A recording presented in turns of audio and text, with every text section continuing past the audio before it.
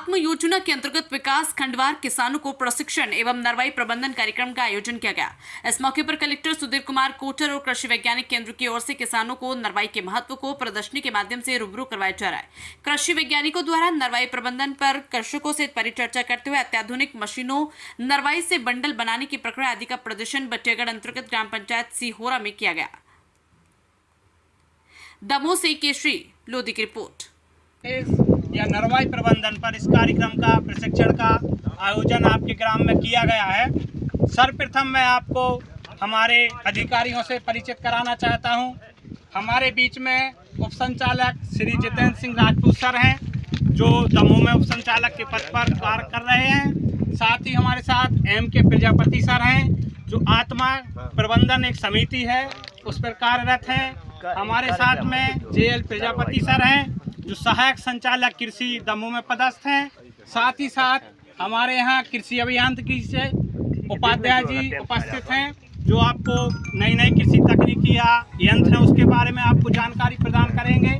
साथ ही हमारे साथ जो यह कार्यक्रम है, इसमें जो मशीनरी उपयोग की जा रही है उसके बारे में आपको शुक्ला जी डिटेल में बताएंगे। साथ ही साथ हमारे साथ ITC से सर उपस्थित हैं।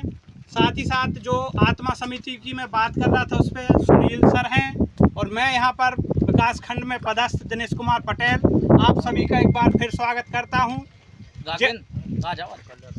उपस्थित जिले के कृषि विभाग के मुखिया उप संचालक कृषि श्री जितेंद्र सिंह राजपूत सर, हमारे परियोजना संचालक आत्मा श्री प्रजापति सर, हमारे वरिष्ठ कृषि विकास अधिकारी दिनेश पटेल जी, हमारे जो है कृषि अभियांत्रिकी से श्री उपाध्याय जी, हमारे तकनीकी सहायक राघवेंद्र जी, हमारे नीति आयोग से श्री पाटीदार जी, और हमारे आत्मा से सुनील कुमार जी, और यहाँ पर उपस्थित सभी प्रेस मीडिया, किसान बंधु सभी का मैं कृषि विभाग की ओर से बहुत बहुत स्वागत करता हूँ, अभिनंदन करता हूँ। जैसा कि हमारे वरिष्ठ कृषि विकास अधिकारी ने बताया कि नरवाई जलाना एक आजकल जो है बहुत ही प्रचलन में आ गया है, क्योंकि हम मशीनीकरण की ओर आगे बढ़ रहे हैं, तो और लेबर की भी समस्या गांव में देखी जा रही है। इसलिए किसान बंधु जानबूझ के तो इसमें नहीं कर रहे हैं, लेकिन अनजाने में भी कई चीज़ें हो रही हैं और आवश्यकता उनको मशीनों की है, इसलिए मुझे लगता है कि हो रही है, लेकिन इसके दुष्प्रभाव भी बहुत ज़्यादा देखने को मिल रहे हैं। आज से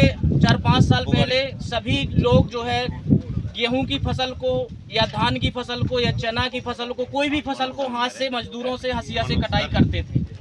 उसमें किसी प्रकार की नरवाई जलाने की घटना नहीं होती थी, जिससे हमारी ज़मीन भी अच्छी होती थी, उसमें जो हमारे सूक्ष्म जीव रहते थे वो भी सुरक्षित रहते थे।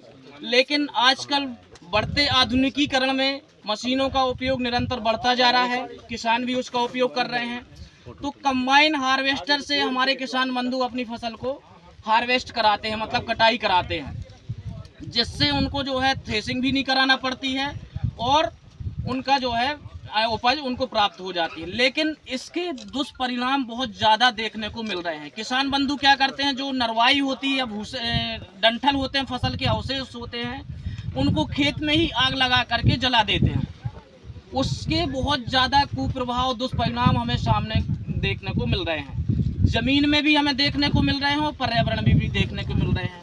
आप देखते होंगे कि ज़मीन में जो है वे सभी प्रकार के पोषक तत्व, वे सभी प्रकार के सूक्ष्म जीव, वे सभी प्रकार की जो है एक्टिविटी रहती हैं, सूक्ष्म जीव रहते हैं, जो हमारी फसल की वृद्धि के लिए, हमारी फसल की जो है पैदावार के लिए आवश्यक होते हैं। लेकिन यदि हमने नरवाई को जला दिया, खेत में जला दिया, तो हमारे जितने भी प्रकार के सूक्ष्म जीव होते हैं ज़मीन के अंदर, वो सारे नष्ट हो जाते हैं। करोड़ों प्रकार के सूक्ष्म जीव होते हैं ज़मीन के अंदर, जो हमारी फसलों के लिए आवश्यक होते हैं। आप लोग जो है एक कल्चर डालते होंगे चने की फसल में, राइजोबियम कल्चर, वो भी एक प्रकार का बैक्टीरिया रहता है, वो ज़मीन में भी पाया जाता है।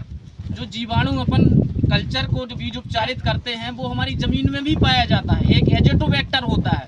ऐसे तमाम प्रकार के सूक्ष्म जीव होते हैं जो हमारी ज़मीन में प्राकृतिक रूप से पाए जाते हैं। हमारी ज़मीन में जैविक कार्बन पाया जाता है, जो हमारी ज़मीन में फसलों के लिए अति आवश्यक होता है। नरवाई जलाने से जैविक कार्बन खत्म हो जाता है, नष्ट हो जाता है। हमारे यहाँ पूरे जिले भर में सॉइल हेल्थ कार्ड से नमूने किसानों के लिए जाते हैं, उसका विश्लेषण किया जाता है।